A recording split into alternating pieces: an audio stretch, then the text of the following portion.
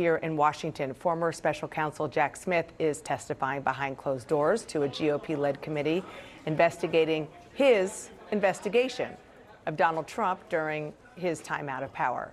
Smith is rejecting President Trump's allegations that he was out to get him. In his opening statement obtained by CNN, Smith said, quote, "The basis for those charges rests entirely with President Trump and his actions." Algunos episodios judiciales llaman la atención no por el valor de la sentencia, sino por lo que indican sobre los límites institucionales en disputa.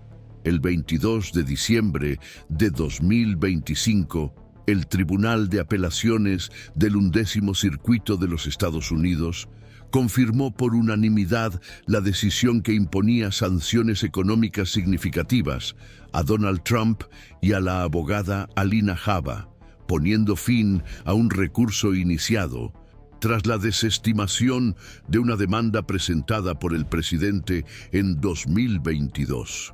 La demanda se había dirigido contra Hillary Clinton, el Comité Nacional Demócrata, exdirectores del FBI y otros actores políticos e institucionales, bajo la acusación de formar una red conspirativa que habría ideado la narrativa de la colusión con Rusia durante las elecciones de 2016.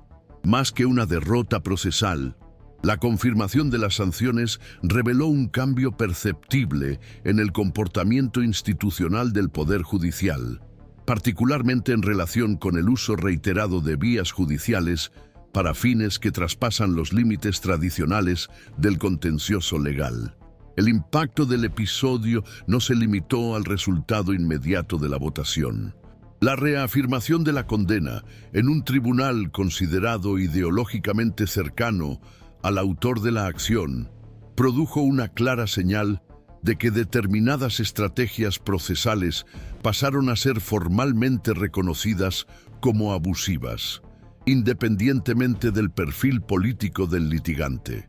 El proceso en cuestión, presentado originalmente en el Distrito Sur de Florida, utilizó como base jurídica la ley RICO, Racketeer Influenced and Corrupt Organizations Act, una ley federal de 1970 concebida para combatir las organizaciones criminales estructuradas.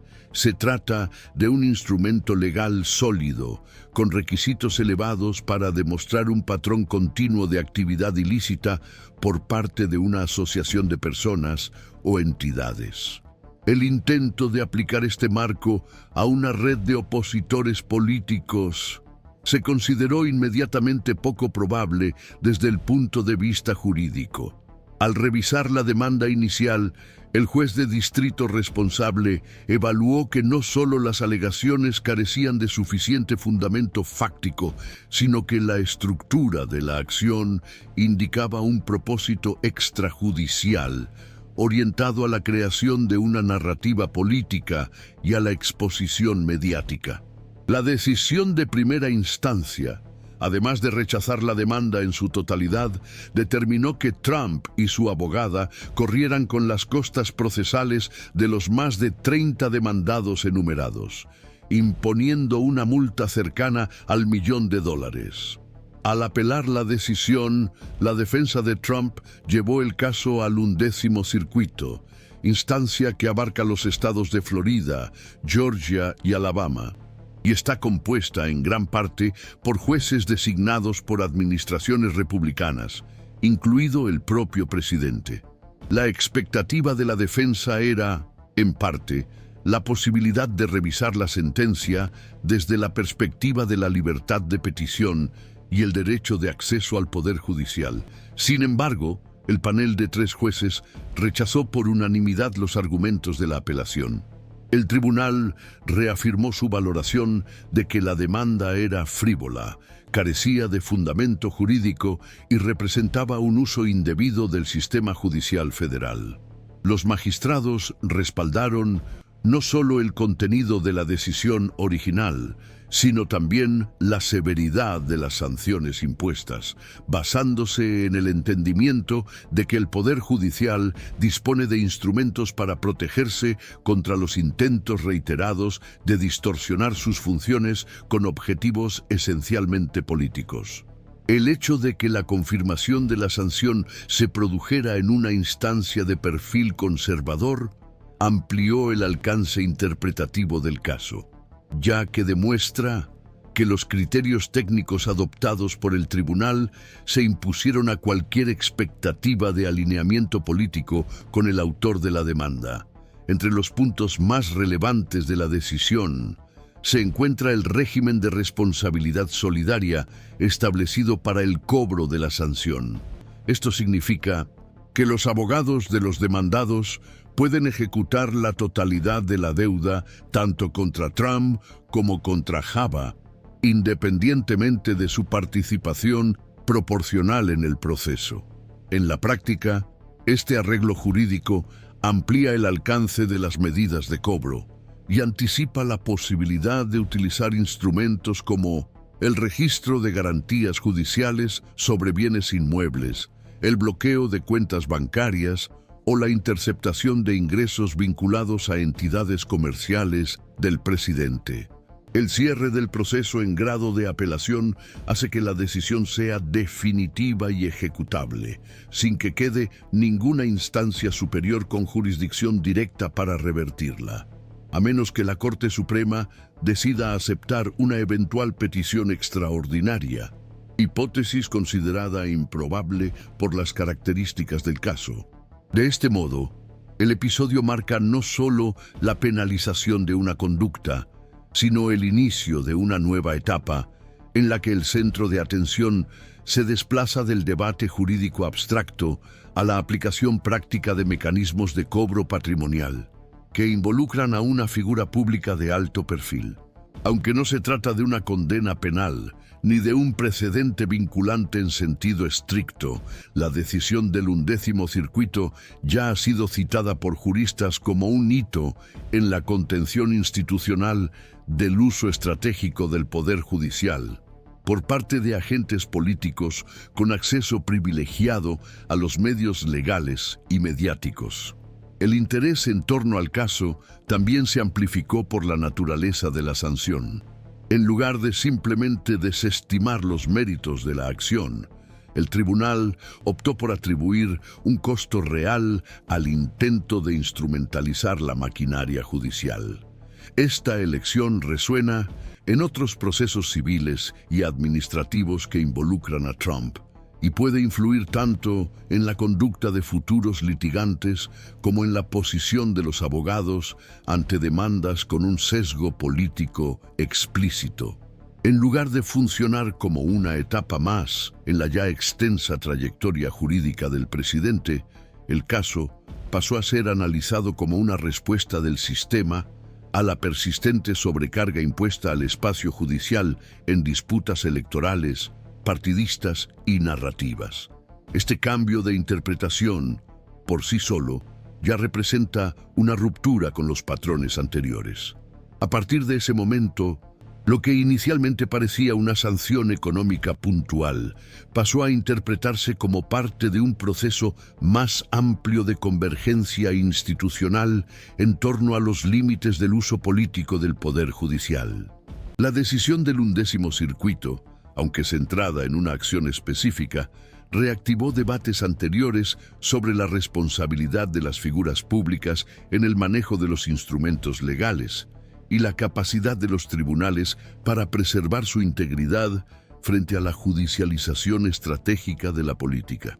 El propio uso de la ley RICO por parte de Trump, un dispositivo concebido originalmente para desarticular redes mafiosas, ya había sido objeto de controversia en ciclos jurídicos anteriores, pero rara vez con tanta visibilidad.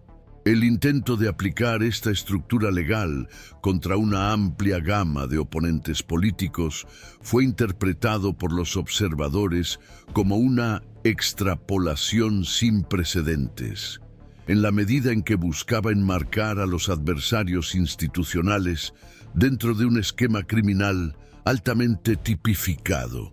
En este contexto, la interpretación de los tribunales, tanto en primera instancia como en el Tribunal de Apelación, reforzó la idea de que, aunque la libertad de litigar está garantizada constitucionalmente, encuentra sus propios límites cuando se moviliza con fines extrajudiciales y efectos colaterales sobre la confianza en el sistema. Es precisamente este límite el que se ha formalizado mediante las sanciones. Sin embargo, esta interpretación no se formó de manera aislada. Dialoga con una serie de precedentes que, en los últimos años, han puesto de manifiesto un creciente malestar entre los jueces federales ante acciones que, aunque revestidas de apariencia legal, se construyeron con objetivos evidentemente ajenos al proceso judicial. En decisiones anteriores, incluidos los casos presentados por aliados de Trump contra la certificación de los resultados electorales de 2020, los tribunales federales ya habían mostrado su malestar por el uso de los litigios como medio para consolidar narrativas políticas o movilizar bases electorales. La diferencia, en este caso específico, radica en el hecho de que el tribunal no solo rechazó el contenido de la acción, sino que articuló una respuesta institucional mediante una sanción pecuniaria con efecto concreto e inmediato. Esta decisión, según los juristas, señala un cambio en el comportamiento de parte del Poder Judicial Federal, que pasa a adoptar medidas con un potencial disuasorio más claro, dirigidas no solo al autor de la acción, sino también a su representación legal.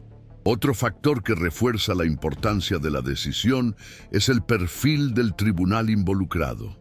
El 11º Circuito es ampliamente reconocido por su composición conservadora e incluye magistrados nombrados durante el gobierno de Trump.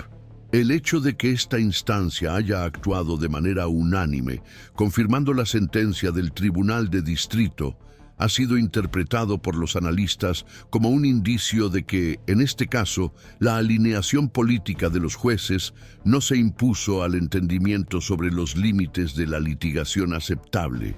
Es en este punto donde se amplía la lectura institucional del episodio. No se trata solo de la responsabilidad de un presidente, sino de la reafirmación por parte de un tribunal federal de apelación de que existe una frontera operativa entre el ejercicio legítimo del derecho de petición y el uso performativo del poder judicial como extensión de la arena política. Más allá del plano, los efectos jurídicos de la decisión implican la activación de mecanismos que son, por naturaleza, invasivos y estructurales. La responsabilidad solidaria entre Trump y Alina Habba implica que cualquiera de los dos puede ser cobrado íntegramente por el valor de la sanción, lo que permite a los abogados defensores de Hillary Clinton y los demás acusados iniciar procedimientos de cobro directamente sobre los bienes registrables. Entre estos mecanismos destacan los llamados liens, instrumentos legales que permiten registrar la existencia de una deuda judicial en las oficinas de registro de la propiedad, vinculándola directamente a inmuebles como el complejo Mar-a-Lago o la Trump Tower en Nueva York. La presencia de un lien sobre un inmueble hace que su enajenación o refinanciación sea extremadamente difícil, lo que, para las empresas que dependen de la rotación de activos para mantener la liquidez, puede generar efectos sistémicos. El bien no es expropiado, pero en la práctica queda paralizado financieramente. Además de los embargos, existe la posibilidad de bloquear ingresos futuros, como los rendimientos de alquileres comerciales o cuentas bancarias asociadas a las sociedades del presidente. Estos instrumentos, cuando son autorizados judicialmente, permiten que los importes adeudados a Trump se redirijan directamente al pago de la sentencia, incluso antes de pasar por su gestión financiera. Esta estructura de cobro, común en las ejecuciones civiles, adquiere especial relevancia cuando se aplica a una figura pública con activos dispersos en múltiples jurisdicciones. El hecho de que la sanción sea definitiva, con recursos agotados, acelera la admisibilidad de estos mecanismos, que ya no dependen de reinterpretaciones procesales, sino solo de registros y autorizaciones formales.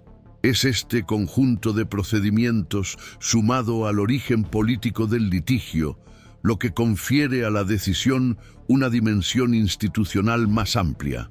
La convergencia entre los argumentos jurídicos, la aplicación objetiva de la ley y el consenso entre jueces. You don't hand matches to an arsonist, and you don't give power to an angry left-wing mob. Límite funcional al uso excesivo de la maquinaria judicial como instrumento retórico. Esto no significa que la litigación política vaya a desaparecer, o que las acciones iniciadas con intenciones extrajudiciales dejen de producirse, pero, según los expertos, establece un precedente que reduce el margen para el uso impune de las estructuras procesales como escenario de disputa. La respuesta de los tribunales, además de reafirmar su autoridad, crea un nuevo escenario en el que los riesgos financieros y reputacionales de la litigación abusiva pasan a ser más tangibles. Para las figuras públicas que actúan simultáneamente en los ámbitos político y empresarial, a medida que la sentencia judicial avanza hacia su ejecución concreta, surgen diferentes interpretaciones sobre la profundidad institucional de esta medida y sobre las posibles repercusiones que puede tener, tanto en las estructuras legales como en el ámbito político nacional. Los juristas que siguen el caso consideran que la imposición de sanciones económicas va más allá de una simple sanción puntual y puede interpretarse como un posible nuevo modelo para hacer frente a los litigios considerados abusivos. Según esta visión, el episodio puede sentar un precedente relevante, siempre que otras instancias judiciales estén dispuestas a adoptar posiciones similares ante situaciones comparables. Sin embargo, no todos comparten esta perspectiva. Hay quienes defienden que la singularidad de las circunstancias, unida a la intensa visibilidad pública de las partes implicadas, dificulta la réplica de la respuesta jurídica, tratándose más de un hecho aislado que de un cambio estructural en la doctrina. Paralelamente, crece la percepción de que el propio sistema judicial, ante la acumulación de críticas y la creciente tensión política, estaría tratando de señalar una postura más asertiva y protectora de su legitimidad institucional. Así, sigue en disputa la línea que separa el caso extraordinario de la formación de un patrón duradero. En el escenario político, las repercusiones indirectas de la decisión judicial también han despertado atención y controversia. Aunque los fundamentos del juicio se basan en aspectos jurídicos y procesales, los analistas observan que sus consecuencias prácticas pueden influir en la estabilidad financiera y estratégica del expresidente. La suma de la multa impuesta con otras acciones civiles en curso, como las relacionadas con la gestión empresarial en el estado de Nueva York o las acusaciones de daños morales, puede generar un ambiente de tensión económica capaz de comprometer tanto su capacidad de financiación como la estructura de su influencia política. Aunque este desenlace sigue siendo especulativo, la acumulación de decisiones desfavorables y la inminencia de medidas de ejecución más estrictas tienden a reconfigurar el panorama de alianzas, especialmente entre los partidarios que consideran los riesgos de asociarse públicamente con su imagen. Aún así, existe consenso entre los observadores en que Donald Trump ha demostrado a lo largo de los años su habilidad para maniobrar en contextos adversos, utilizando instrumentos como aplazamientos legales, redes de financiación externa y articulaciones políticas no convencionales para mantener su actuación en curso. Entre los efectos secundarios de la sentencia, Uno de los más debatidos ha sido el impacto en la práctica jurídica de los abogados que trabajan en causas de alto perfil político. La inclusión de Alina Habba como corresponsable financiera en el caso fue interpretada por sectores de la abogacía como un hito en el proceso de responsabilización de los profesionales que optan por representar a figuras públicas involucradas en litigios con un claro sesgo político. Para una parte significativa de la comunidad jurídica, la decisión reafirma la obligación de actuar con cautela y analizar rigurosamente la consistencia jurídica antes de aceptar participar en acciones con escaso fundamento técnico. Los juristas especializados en ética profesional consideran que el episodio refuerza los mecanismos de autorregulación de la profesión, especialmente en contextos en los que el poder judicial se utiliza como arena de disputas ideológicas. Por otro lado, los críticos de la decisión advierten de la posibilidad de que ésta establezca un ambiente de temor que inhiba el pleno ejercicio de la abogacía, particularmente en casos controvertidos que, aunque jurídicamente defendibles, se encuentran fuera de la doctrina mayoritaria. El dilema entre la protección de las instituciones y el respeto a las garantías individuales permanece, así, sin una solución definitiva. Además, el caso reavivó el debate sobre los límites entre la libertad de expresión y el uso indebido del derecho de acción. Algunos doctrinarios consideran legítima la actitud del tribunal al frenar los intentos de instrumentalización política del sistema judicial, entendiendo que los procesos judiciales no deben servir de tribuna para discursos de autopromoción o represalias ideológicas. Por otro lado, hay juristas que advierten sobre los peligros de restringir, aunque sea indirectamente, el derecho de cualquier ciudadano a recurrir al poder judicial, especialmente cuando se trata de disputas de naturaleza política. La dificultad de establecer parámetros uniformes para identificar lo que constituye una acción improcedente con mala fe procesal amplía aún más las incertidumbres. En el Congreso de los Estados Unidos se están tramitando propuestas destinadas a actualizar las normas sobre litigios abusivos, pero los proyectos dividen las opiniones entre los parlamentarios y los expertos.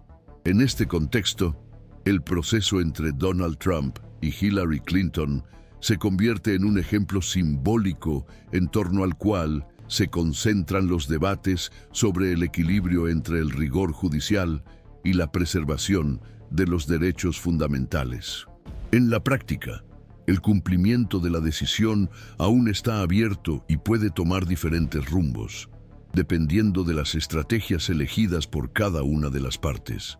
Si Donald Trump decide no pagar voluntariamente las cantidades estipuladas, su equipo jurídico puede buscar alternativas que incluyen negociaciones extrajudiciales, transferencia de bienes a otras jurisdicciones o impugnaciones sobre la competencia de los tribunales estatales para ejecutar la sentencia.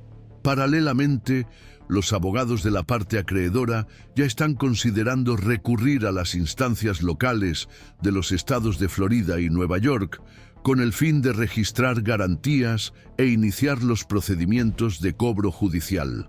El grado de eficiencia con que se implementen estas medidas influirá directamente en la percepción pública sobre la solidez institucional del Poder Judicial. Si son rápidas y eficaces, reforzarán la imagen de que el sistema es capaz de aplicar la ley de manera equitativa, independientemente de la condición política del demandado. Por otro lado, los obstáculos burocráticos, la lentitud en el cumplimiento de las decisiones o los movimientos para frustrar la ejecución podrían reavivar las críticas sobre la fragilidad del Estado frente a individuos con un elevado poder económico. En ambos casos, el episodio seguirá siendo un símbolo de las disputas en torno al papel que debe desempeñar el Poder Judicial en la regulación de los conflictos políticos intensificados por estrategias jurídicas y mediáticas.